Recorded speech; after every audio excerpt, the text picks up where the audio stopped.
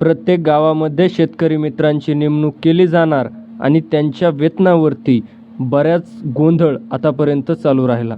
त्या संदर्भामध्ये शासनाने आता ही भरती करण्याचा निर्णय घेतला आहे.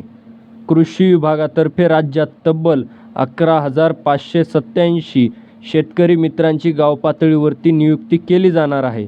या शेतकरी मित्रांचे मुख्य काम म्हणजे शासनाच्या कृषी योजना थेट शेतकऱ्यांपर्यंत पोहोचवणे हे असेल. या कामासाठी शेतकरी मित्रांना दरमहा 1,500 रुपये 1,500 म्हणजेच वर्षाला 18,000 रुपये मानधन दिले जाईल.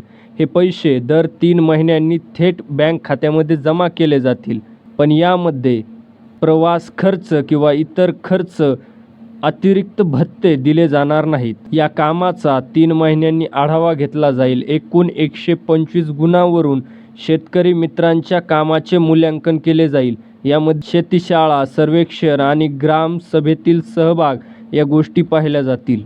शासनाकडून येणारे कामे, शासनाकडून येणाऱ्या बऱ्याच योजना हे गावामध्ये राबवणं आणि त्याच्या संदर्भात काम करणं हे शेतकरी मित्रांचं काम राहील.